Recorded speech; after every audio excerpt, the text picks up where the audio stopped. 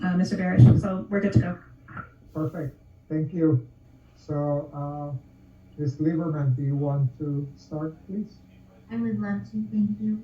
Welcome everyone, good morning, and for being here for this very, very important Holocaust series that we have for I'm Stacey Lieberman. I am your support advisor for the Reseda Community Schools. I would like to introduce Jack Klein, who's the support advisor for Cleveland.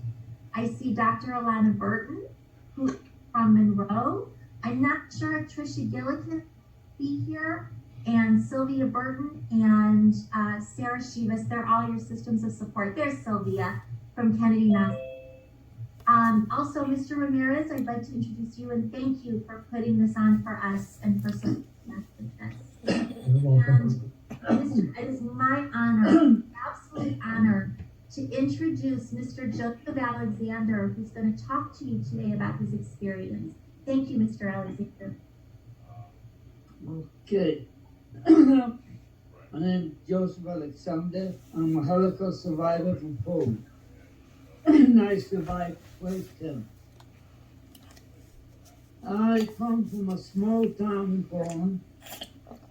I had a nice family.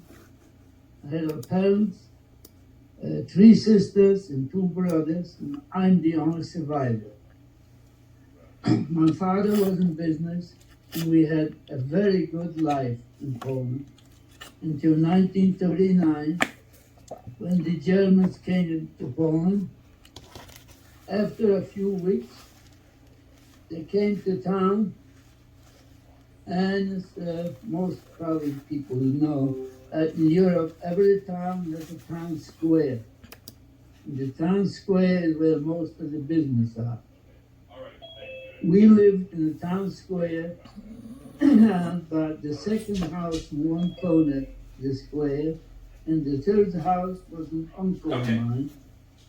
So they came in and went after my uncle and around the square and told the people they have 10 minutes to get their possessions and get out in the middle of the square.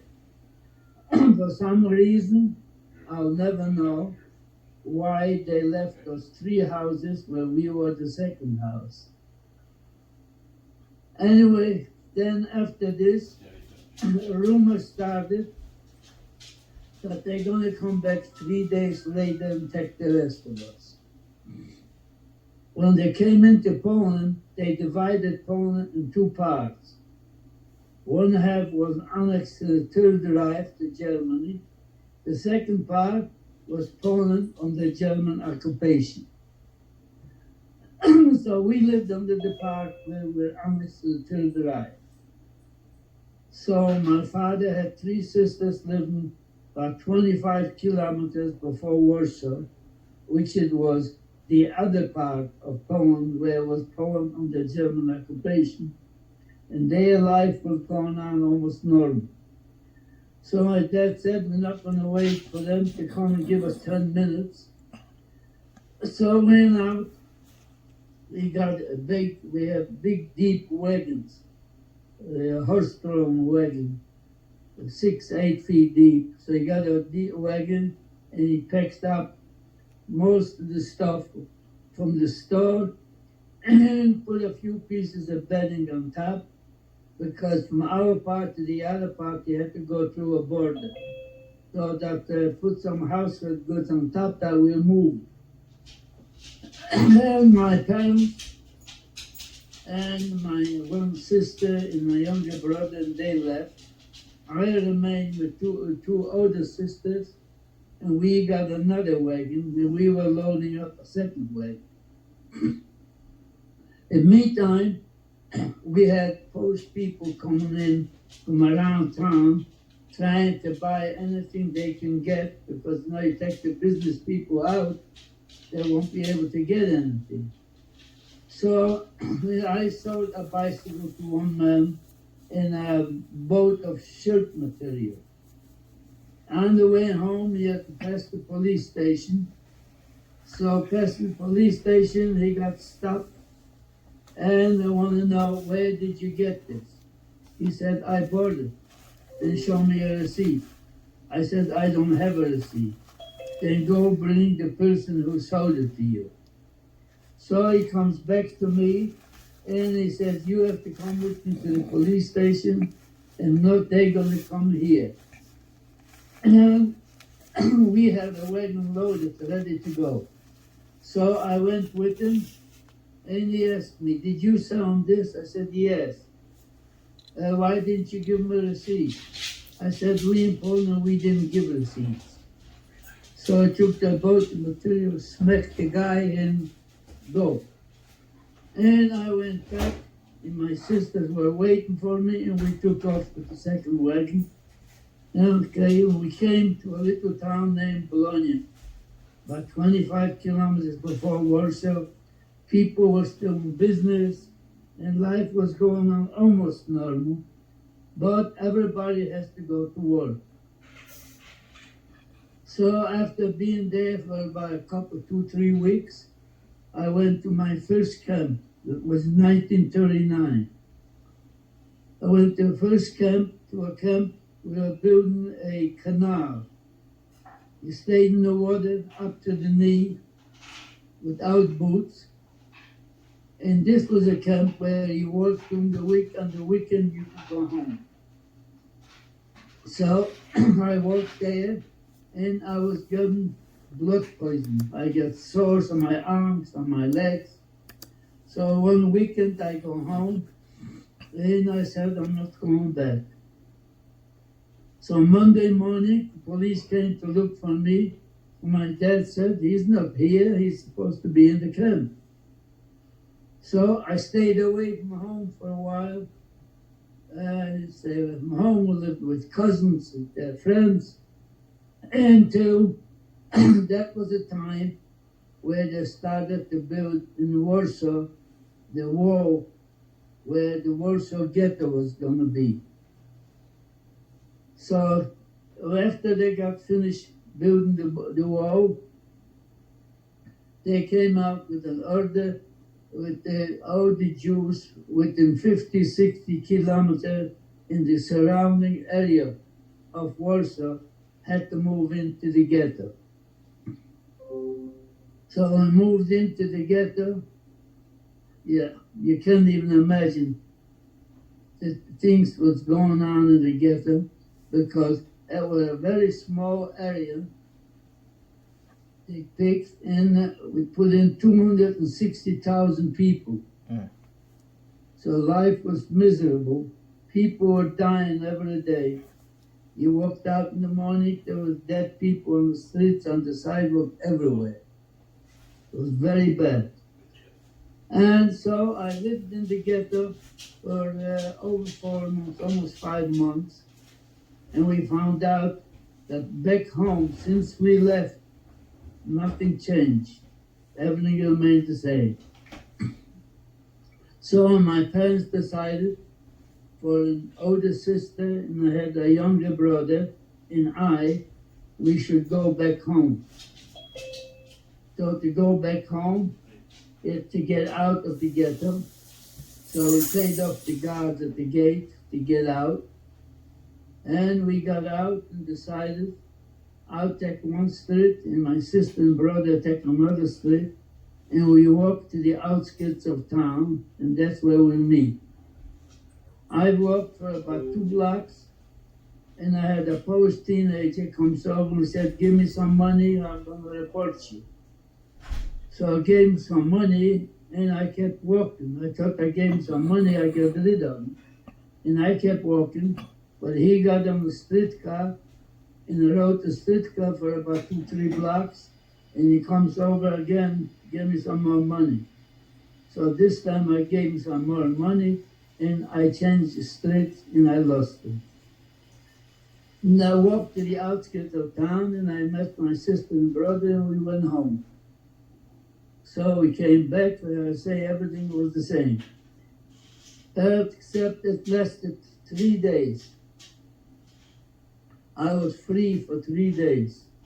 After being there, so they came out with the order, all the Jewish men From 16 to 60, I report to the schoolhouse.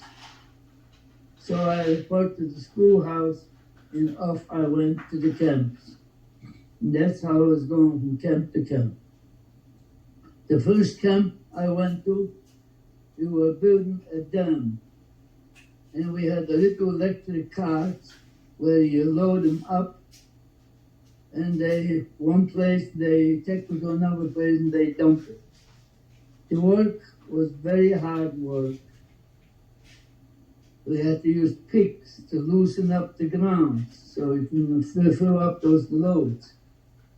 And the work you would get, the food you were getting was a piece of bread like this in the morning, a square piece of bread, and a cup of coffee, and you went to work. You came back from work, you got a soup, which most of the time was from the peels from the potatoes or spinach. From that food, doing the kind of work we did, you couldn't survive. The only way you could survive, because we were working with civilians. If you organize just even a little bit extra food, that's the only way you could survive. So people couldn't survive. They were dying every morning. They took out dead people from the camp, and the camp got small. And the camp I was, it was a city of Poznan, and around the city, in the city, and around the city, there were a lot of DP camps. So the same thing happened at the other camps. So they combined 2 or 3 camps into one. Then I was working, I was in the city, in the camp in the city, and I was working in the city laying cobblestones in the streets. That lasted for a while. Then I was doing a sewer, building sewers, digging deep ditches to put the sewer pipes in. And after I was working, then I was sent to another camp there in the city, and I was working being a roofer. After a while, after this, I went to another camp. We were building an airport. I was on railroad tracks.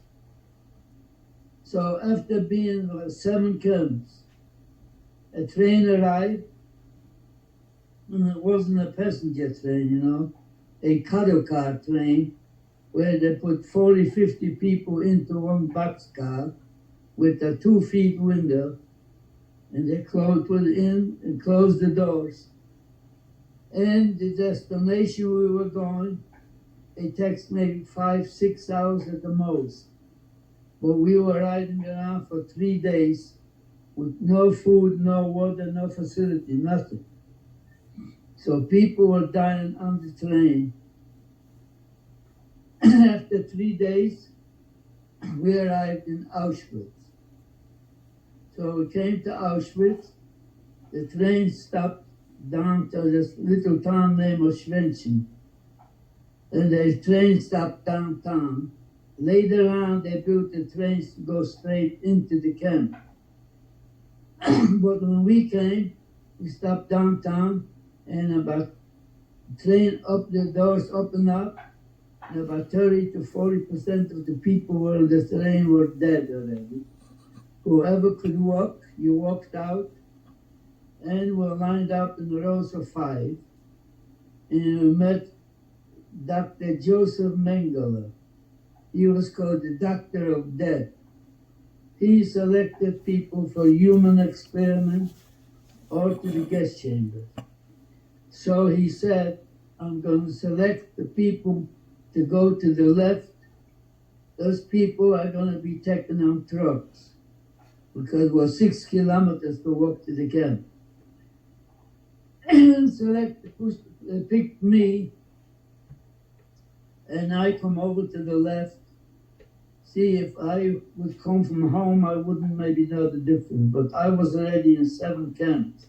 every time I get to go to work, I try to get into the biggest, strongest man.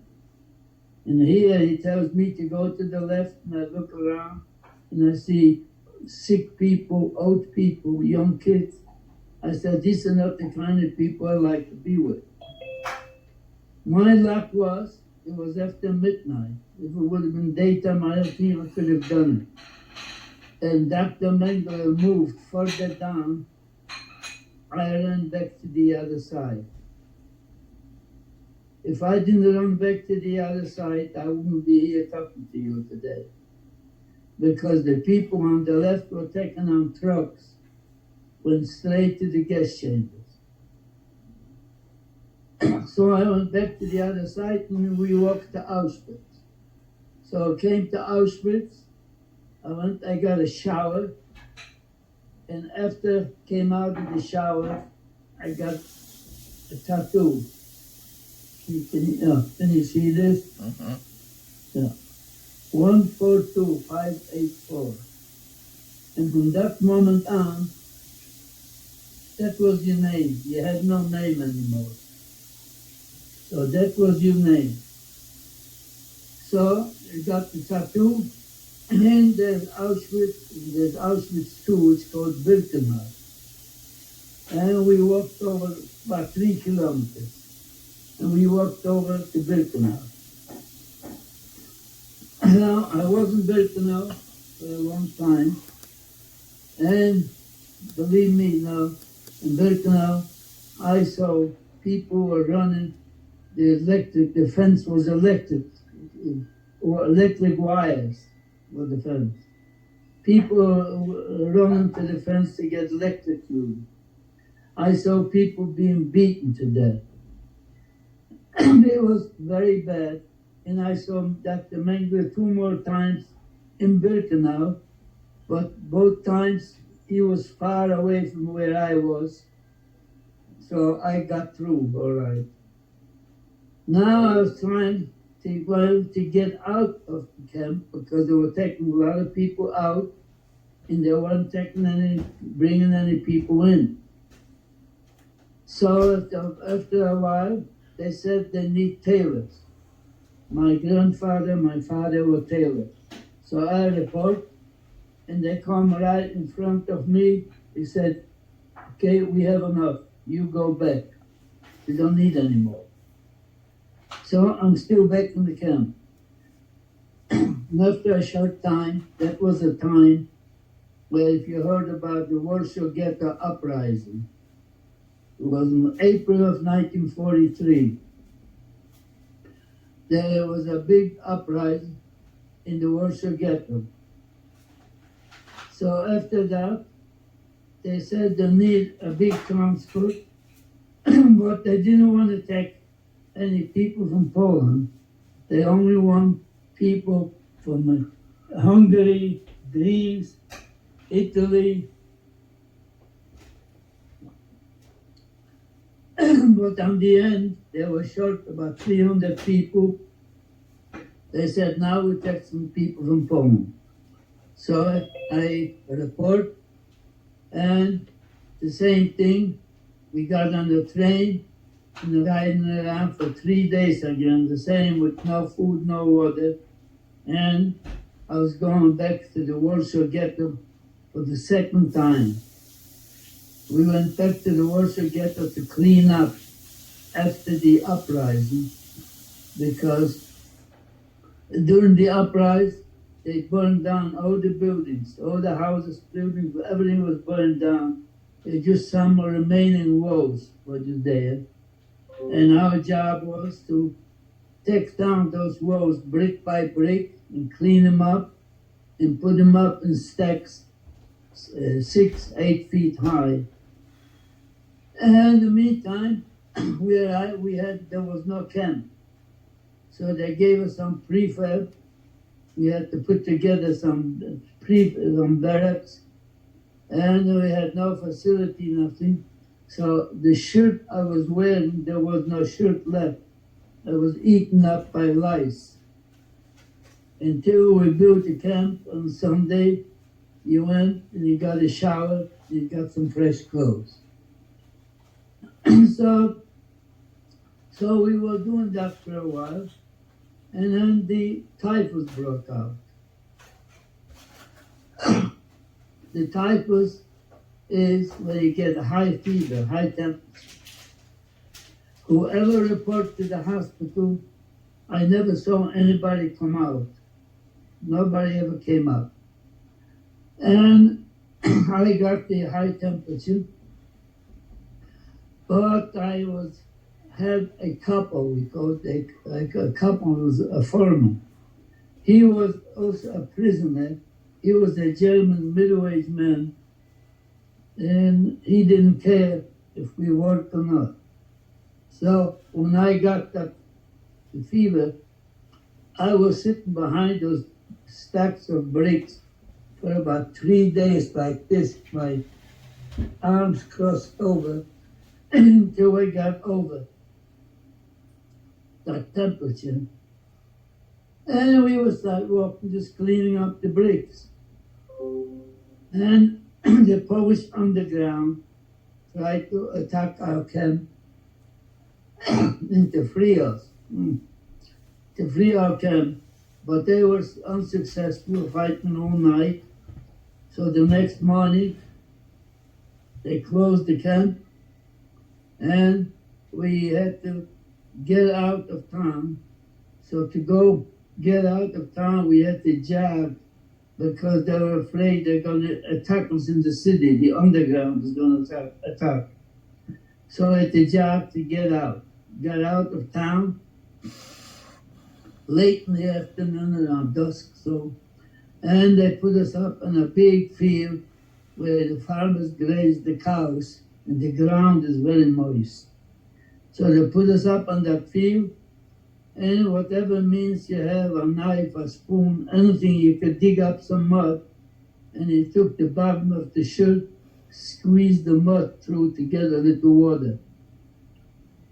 So we got a little water and stayed overnight, and the next morning we're on the road, walking. So we come to the next city, there was a river. So they let us go to the river to get some water. We got some water.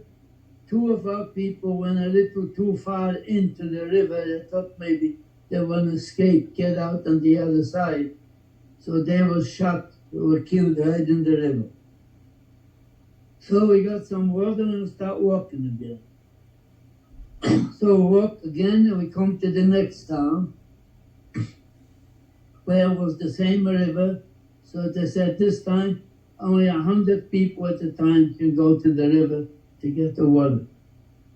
So we got some water, and we start walking. And that day there was very heavy rain was coming down, like the sky fell in. And we were walking, we were soaking wet, until we arrived at the railroad station. So we stayed at the railroad station overnight, and the next morning the train arrived. And at that time we got on the train, and we were on the train for 3.5 days. We were going to Germany. Came to Germany to a concentration camp. It was actually the first camp Hitler built in 1933 for political prisoners. Then he turned it into a concentration camp with a gas chamber.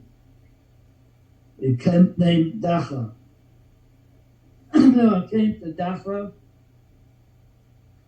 for about 3 weeks, didn't do anything, because they were establishing 12 camps within 50, 60 kilometers around Dachau. So 12 camps by numbers from 1 to 12. So I was sent to a camp number 1, in which I was working for a farmer who were digging potatoes. That lasted 3 weeks. After that, I was sent to a camp number 7, about 50 kilometers from Dachau, to a city named Landsberg am Lech. That camp was a small camp with only about 150 people, but we were a small group that we were over 4 years in the camps already.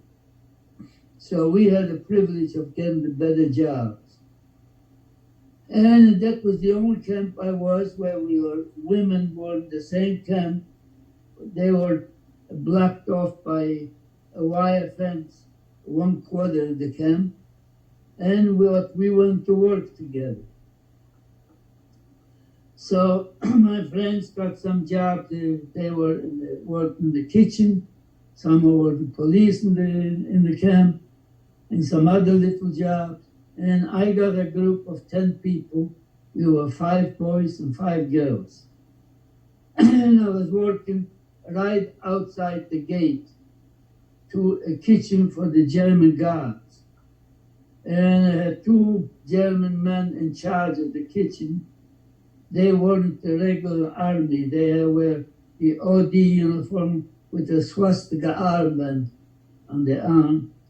But they were very good. They were very good to me. Every day after work, I was going back to the camp. I used to take food back for my friends. And we had some food always left over, some soup. So I took one of the milk cans, we had big milk cans, and put it in one. And the next morning, people were going to work. They had to pass by our kitchen.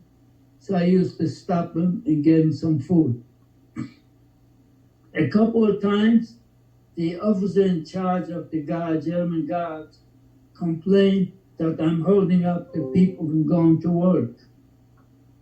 So my people were telling me, don't worry, let them talk. Do what you're doing.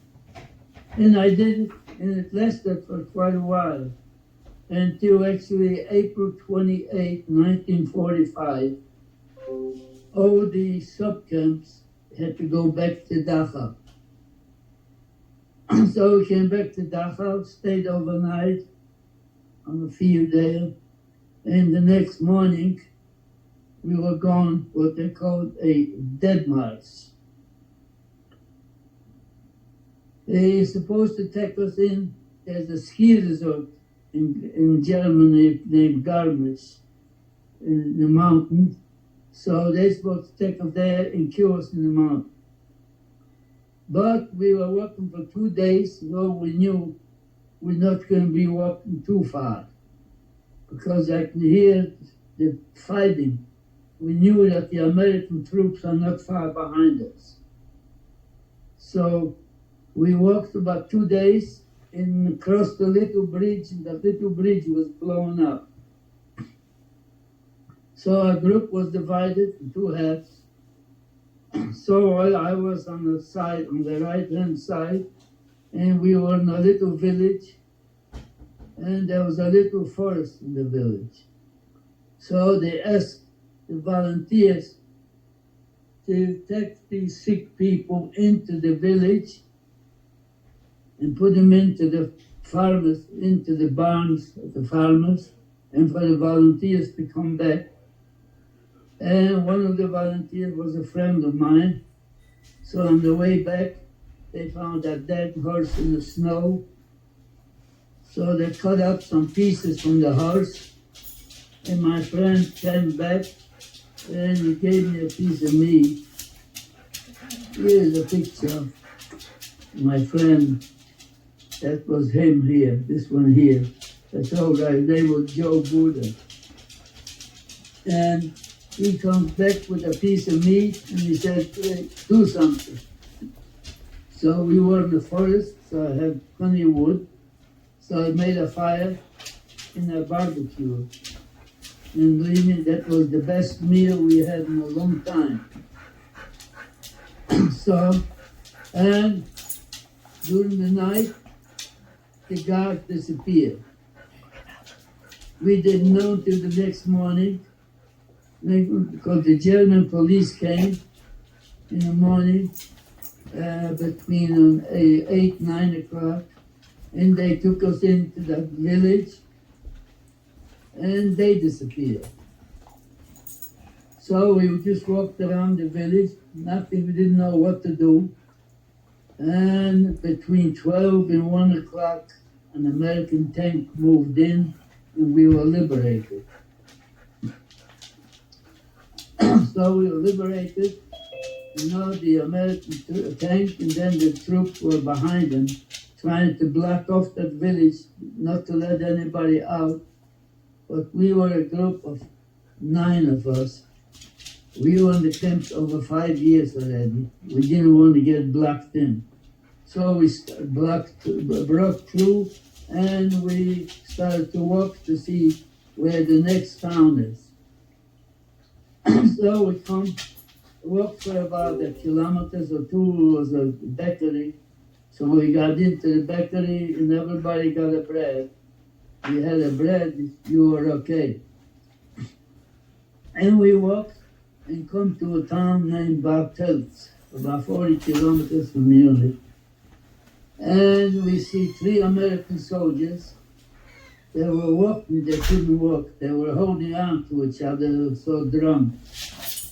But their clothes we were wearing, I guess they saw a little group like this. So they asked, "Are you Polish?" I said, "Yes." So come on. So they took us in to an underground bunker. You couldn't see the end of it, so big. And there was everything you can think of probably was in that bunker. So the first thing, we changed clothes. Everybody got a backpack. And we put in some food. And there was a big row of bicycles. They were chained up. They broke the chain, and everybody got a bicycle. And then, now we have to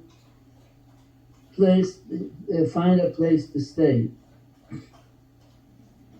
So when the American troops came in to the village, they brought all the rest of our people into that city. There used to be a German Air Force base, so they made a DP camp, a displaced person camp at that base. But we didn't want to go to the base. So tried to get out to the street, you couldn't because it was curfew, was 6 o'clock, it was after 6 o'clock. So we hopped over about 3 or 4 fences, and we came to a German inn, but it was taken over by the American troops. In the back of the inn was an empty house, so we took over the house. And so we stayed in the house for 10 days. And then after about 10 days, they came out and ordered that anybody who lives outside of the camp has to move into the camp. So I moved into the camp, and we were taken back to Munich. Munich is the capital of Bavaria. So taken back to Munich to another DP camp, but you were free. If you wanted, you could live at the camp, or you can go any place you want. So I lived at camp for 3 days, and then a few friends of mine and we decided to go back to the city of Landsberg, where camp number 7 was, back there. So we came back to Landsberg. Landsberg was one of the largest DP camps in Germany. So I went back there, we went to the camp to register. So we registered, and they gave us a room, but I stayed overnight, and I moved out 7 kilometers from the city to a farm, and I lived in a farmhouse. The reason we went to the camp to register is there was a lot of DP camps in Germany. So we went over to the camp to register in case anybody of you from your family survived. So everybody would look over the list to see if you can find somebody. So I lived in that farm for 6 weeks, and then I decided to go back to Poland, to my hometown, to go to the house and to see if anybody from my family survived. So I came back to the house, and there were survivors living on the second floor. On the first floor, there were some Polish people living.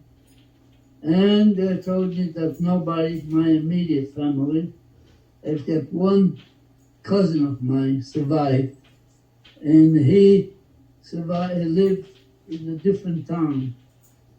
So, and Poland, this is a picture. That's him down at the end here. That's my cousin. So he survived, but he's in a different town. But it was very bad for survivors who came back in Poland. They killed a lot of survivors. In one town, they killed 42 survivors in one town. So it was very bad. So when I came to the house, the people asked me if I'm going to stay, like the Polish people downstairs. They said, I'm going to stay, they'll move out. I said, don't bother, I'm not staying. So I just went, and I got my cousin, and he went back to Germany. So I came back to Germany. I lived in Germany for 4 more years. You couldn't go any place, didn't have a passport.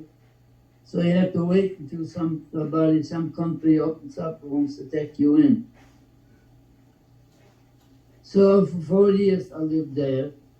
And then after 4 years, Canada said they're going to take some people. So I had to go to register. And we registered, and it took a long time. You didn't hear anything because you wait until they call you. Didn't hear anything. In the meantime, a friend of mine lived in the next village, and he said, Joe, you can go now to Munich to register to go to America. So I went, I registered. In a very short time, I got a notice from the American doctor to go check you out, and then you had to go to check out by the FBI. So it took, I don't know, about 2-3 weeks, everything all together. And they said they go to Bremerhaven, which is a port in Germany, to get the boat to go to America. So I went to Bremerhaven, I got on a boat, and I came to the United States in 1949, May 30th, 1949, I arrived in New York. When I come to New York, everybody had to have a sponsor. Either you had relatives here or an organization to sponsor you. So I didn't have any relatives, so I was sponsored by a Jewish organization named called the Joint. And so my contract was to go to Harrisburg, Pennsylvania. So I went to Harrisburg, I lived in Harrisburg about 6 months because the cousin of mine who survived, he had an uncle here in Santa Monica. So I came in May and he came in October. When he came to Santa Monica, I told the uncle that I'm in Harrisburg, and we were the only 2 survivors from both of our families. So the uncle called me a few times, I should come here so we can be together. So I came to Los Angeles in 1950, and so here I am. And before I go on, I got to tell you, during the times, the 5 years, or the 5 years I was in the camp, I had to watch 3 hanging. People were trying to escape, and they got cut. And on Sunday, we all had to gather around to watch him being hung. So I watched 3 hangings. So that's what was going on. So now here I am, and I'm ready for you. If you can ask some questions, I'll be happy to answer you. Mr. Alexander, before the questions, did you want to show your the pictures that we have? Yes, you can go ahead. All right, let's go ahead and do that. Okay, sir. We're ready. This is a picture on the right here, the top right. That was my father. Next to him was his brother. He got away from Poland, didn't want to go to the army, so he went to England, lived in London. And those were my grandparents. They met at the border in 1923 because my uncle couldn't come back to Poland, so they had to meet on the border. That's when this picture was taken. And this is my father here at the right, at the left, and my sister here. This here was my older sister. Her name was Sherman, and that was my father. And this is a picture of the three of us, where my friend Joe Buddha and my cousin. This in the front of the house where I lived on the farmhouse. I lived on the second floor there, in a village named Epfenhausen.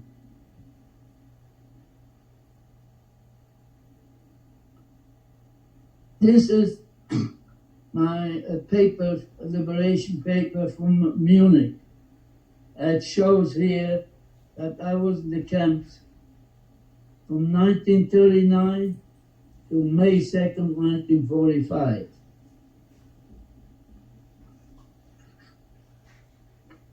This is picture, liberation picture from Auschwitz. And there you can see my number on the bottom here, 142584. Mm-hmm. And this is the picture, this is my liberation from Dachau. You show this here. Well, this is I have a driver's license which has no expiration date in Germany. It's like a lifetime driver's license, no expiration date. And that was issued to me in 1948 in Germany.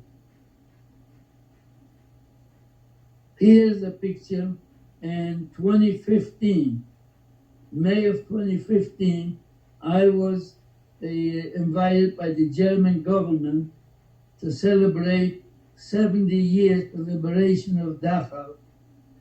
When I was in Dachau, and this is Angela Merkel. She's the Chancellor of Germany. I spoke to her in Dachau. I spoke to her. She got two pictures anyway. This is a picture from the Holocaust Museum, Los Angeles. There is a glass, this is a glass case on display at the museum. These are the original documents, my liberation papers are in this case. Those are the original ones.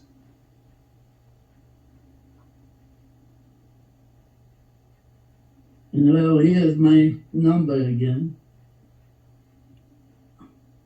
This is a picture here. It was in the Los Angeles Times. That picture was taken at the museum.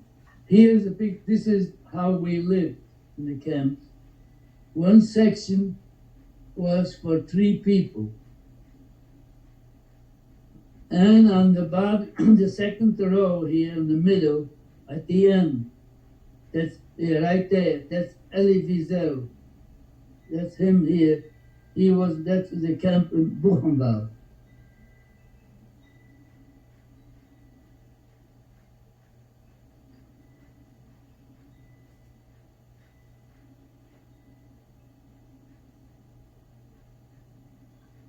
All right, Mr. Alexander, I think we're ready for questions. Yes. I don't know if Ms. Winston wants to coordinate that or if Ms. Lieberman will do that. If you have any questions, feel free to mute, or you're welcome to put them in the chat. You can direct them directly to your teacher if you'd like them for review. Remember to honor our speaker with your questions.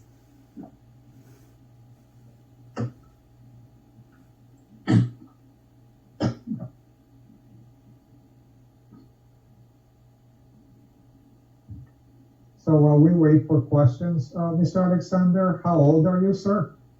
I'm now actually 98 and a half years old. Wow. And do you still drive? Yes.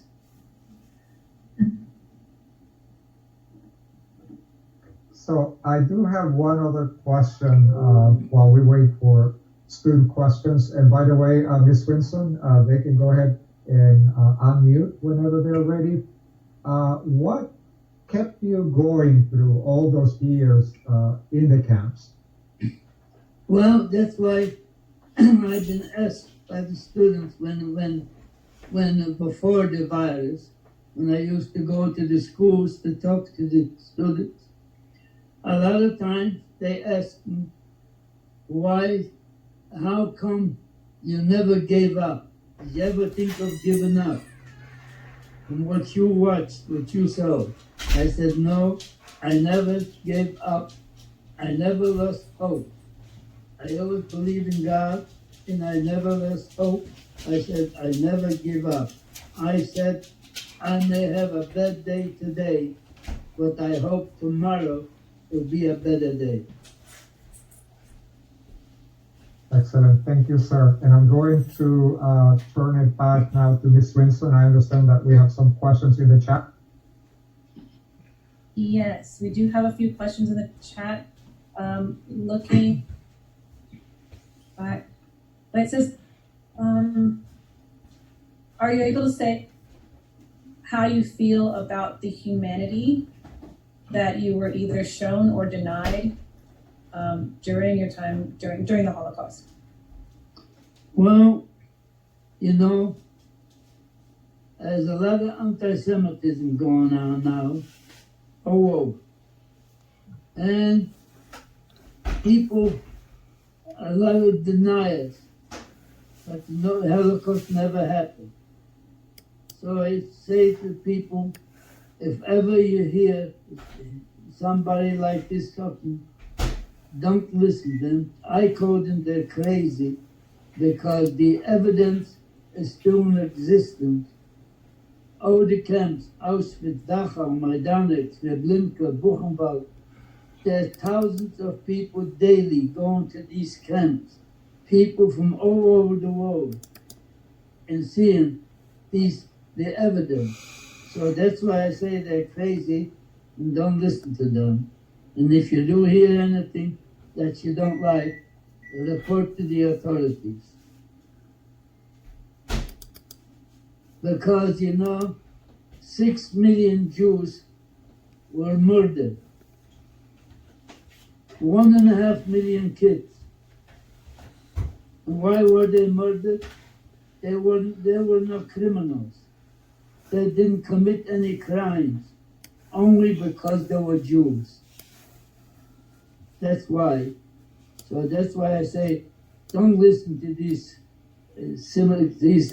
guys who say that the Holocaust never happened.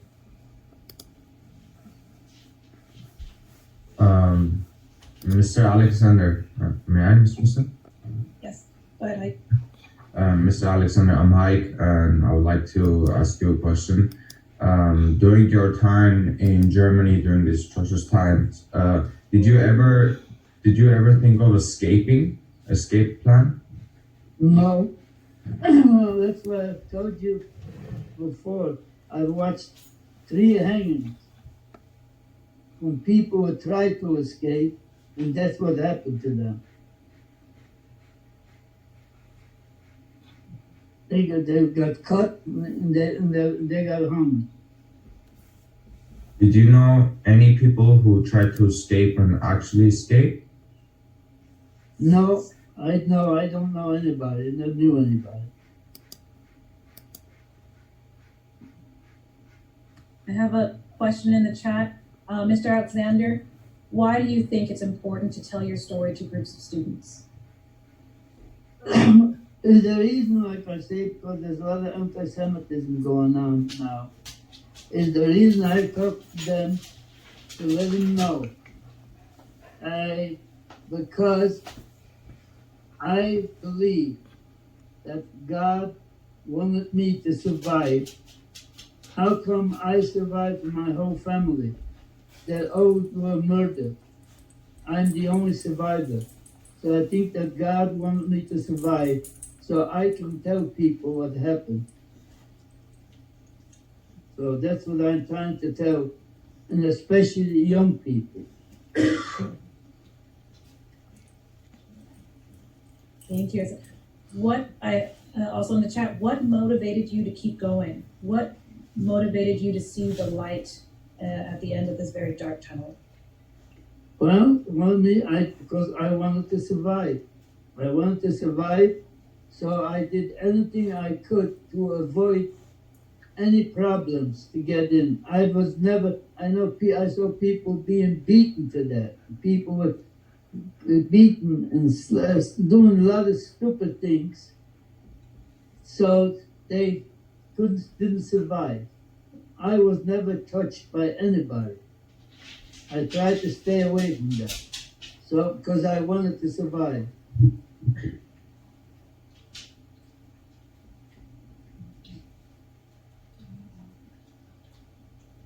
May I ask the question? Yes. Sure. Hi, Mr. Alexander. How old were you when you went to your first concentration camp? 16. Wow. Mr. Alexander, it's a pleasure to meet you. I'm from this class. My name is Vahagan, and I was going to ask, did you ever fear death when you were in the camp? Like, was the fear of death in your guts like the whole time?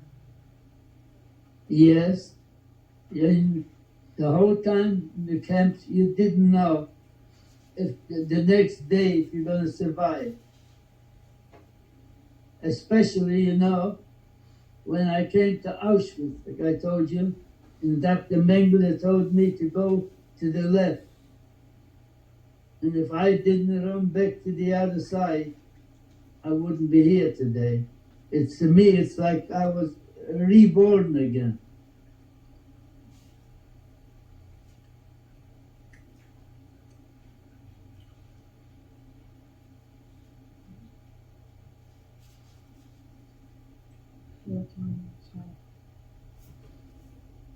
Do you, question, do you hold resent for German people? No, I don't have how to resent. I don't carry grudges. Because today, it's a different Germany today. The young people today in Germany, they're not the same people what the Nazis were. Matter of fact, when we were in Germany, we met a lot of German people, and they said even that they don't talk to their families because they kept asking questions and they can't get any answers. So, matter of fact, even to today, we are still in touch with a German couple. We correspond with them, email with them almost weekly. So, I don't carry any grudges, but I never forget. You indicated that you were in the Warsaw Ghetto. Did you ever hear about the brave uprising that occurred during your time after being there and traveled from camp to camp? No, actually, the uprising was after I got out there. I wasn't there during the uprising. I got out before the uprising. That was later. The uprising was later. That was already after I was already in 7 camps when the uprising was. But I left my parents, 2 sisters and 1 brother in the Warsaw Ghetto. When I got the last time I saw him, when I and my sister and uncle and my cousin, younger brother, who was 12 years old, we got out but and I don't know. I never knew what happened to them. And I got out, as I told you before, with the older sister and the younger brother. We got out. We paid off the gate to get out, to get from the ghetto. After I was taken 3 days later, I was taken to the camp. A few weeks later, my sister and brother were taken to another ghetto named Lodge. And I got one letter from my sister in the camp that they took my young brother. He was 12 years old. And he went, at the time, they didn't have the guest chambers yet. So they guest people on trucks. They were running trucks on wood and putting the fumes inside the trucks. And he was taken to a camp named Sherman. So that's the only thing I know of what happened to him. I don't know what happened to my sister, and I don't know what happened to my rest of the family in Warsaw. I was working here last year, a couple years ago, with the American Red Cross, gave them out information, trying to find out if anything, what happened to them, and they couldn't find anything.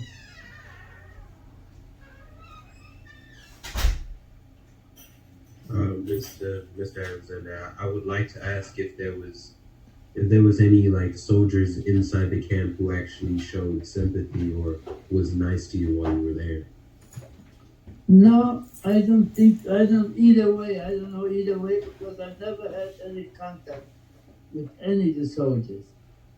They were the only thing I know about them, they took us to work and then they brought us back. But I never had any personal contact with any of the soldiers.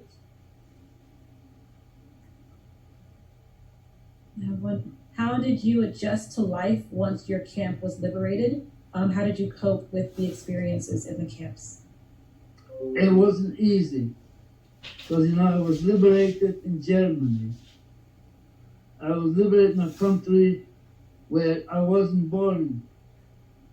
I wasn't lived there. To me, it was a strange country. And I was 21 when I was liberated. And what do you do? There were DP camps in Germany, but I didn't want to live. I had over 5-year camps. I didn't want to live in a camp. So I just moved to a farm and I tried to get some business, go buy some stuff from the farm, from the farmers, and take them into the DP camp and sell. So that's how I made a living like that.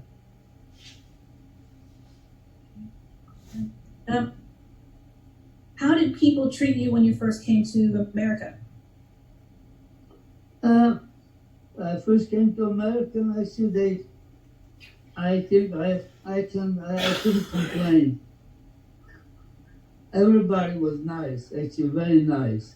Tried to be nice to me because don't forget, when I came here, I didn't know the language. I didn't know English. So I had to start learning. So people was very good. When I came here, like I said, I went to Harrisburg, Pennsylvania.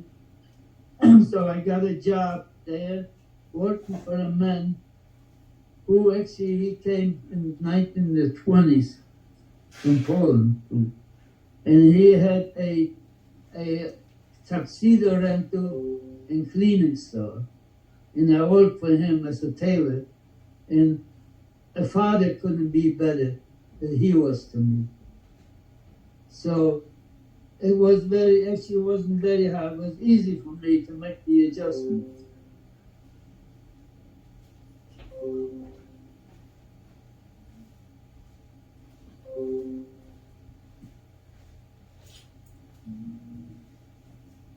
I have an age question. What age were you when you settled in Pennsylvania? Yes. How old were you when you first got to Pennsylvania? And I got to Pennsylvania, I think I was about 24 to 25. I think we have one last question. Did you use any techniques to mentally escape from the hardships that you went through? Any what? I didn't get that. Any techniques to mentally escape from the hardships that you were going to? So while you were in the camps, did you do anything kind of mentally to stay present and to stay kind of sane? No, I didn't.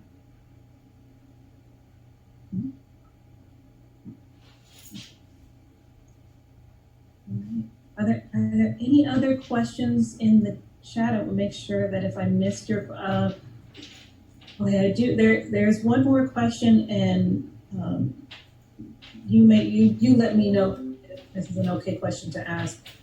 Do you have any guilt associated with survival? The only guilt I have is because I lost my whole family. And I'm the only survivor.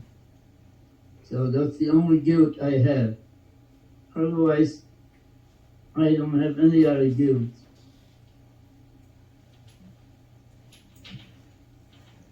I think that is all for the questions in the chat. I cannot thank you enough for your kindness and your candor and your willingness to share these experiences with us and with our students. I mean, this is something that they will remember always, that you were so kind as to share your life. In the chat, you're getting a multitude of thank yous and really gratitude. Well, thank you everybody for coming and listening to this. And I hope it gives you some advice that you can take away from it.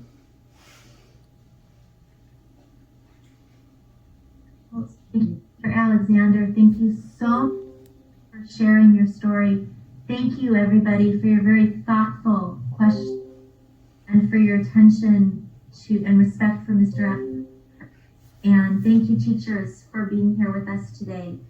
So I think with that, teachers, would you like to tell your students before they leave?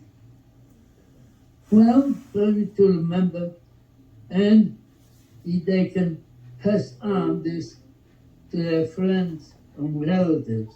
To remember not to forget. Yeah. Keep that in mind that this really happened. Oh. Thank you, Mr. Alexander. You have so many thank yous in the chat, but there are so many thank yous. Thank you. We appreciate it. So You're welcome everybody for coming and listening. So thank you, Mr. Alexander. We'll stay on for a couple of minutes while students log off. Okay. I don't know if teachers are going with students, but they're welcome to stay and ask, more questions or talk to you personally. That's okay. Thank you. Hello, Mr. Alexander. Thank you so much for your presentation. Absolutely amazing. I want to ask you a question. After the Warsaw Ghetto uprising that happened after you've left Warsaw Ghetto, did anybody ever hear about it outside in the camps? Was there any news of it whatsoever that you received? Yes, we knew about it. That's at the time when it happened. That's the time when I was in Auschwitz and that happened. But so we knew about it. Okay. Well, thank you so much for sharing your story and experiences. And God bless. Thank you again. Thank you. So, Mr. Alexander, there was a question about Schindler's List, and I know that you have some history with that. Would you like to share that with the group, whoever is with us still? All about, you say about Schindler's List? Yes, they wanted to know if you actually watched the movie. Yes, I did. Sure, I did. I watched the movie. I saw the movie. The movie was very good, but it's always no. You don't. It's not 100%. Any movies, but it's well, almost accurate. Well, it was. So did you work with Mr. Spielberg on it? No, not with not on the movie. No. I had, there's called the Shaw Foundation, where Spielberg made about 52,000 tapes and survivors. So one is mine. I made a tape in 1994 for the Spielberg Foundation. The Shoah Foundation. Yeah. Thank you, sir. We have the Holocaust Museum Los Angeles here. They're supposed to reopen, I've heard, back in July. And after they open, I hope that some of the students or people will go to see it. And also there's a wall with surviving pictures with Spielberg's tapes were made. And it keeps changing all the time, different people. So if you go, and you can see that museum, and it's free, and it's open 7 days a week. It's called Los Angeles Holocaust Museum. It's Holocaust Museum, Los Angeles. Excellent. Thank you, sir. You are. I do have a question too. So for the Shoah Foundation, were you one of the participants that was interviewed for the animated story? Yes, that's it. Yes, I made it in 1994. There's one tape there.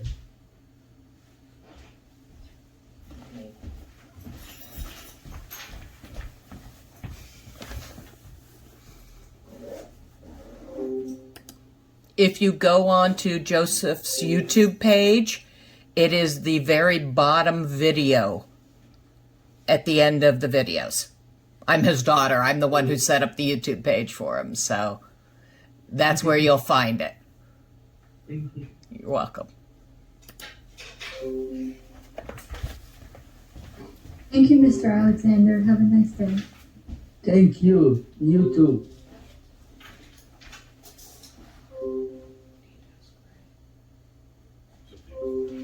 That's a nice background.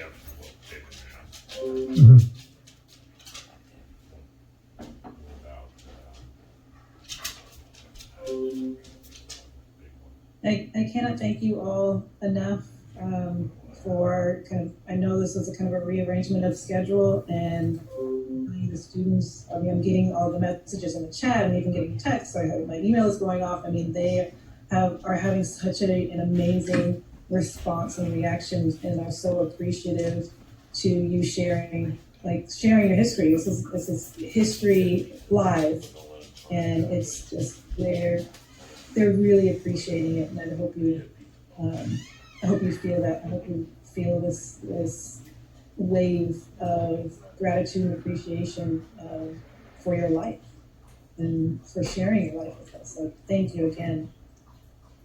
Thank you for having me.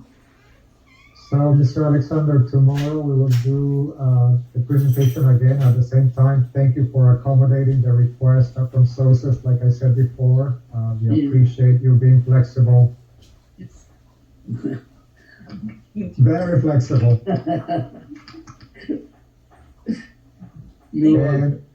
And any changes? Any changes for tomorrow, Mr. Alexander? Were you okay with the transition to the PowerPoint presentation?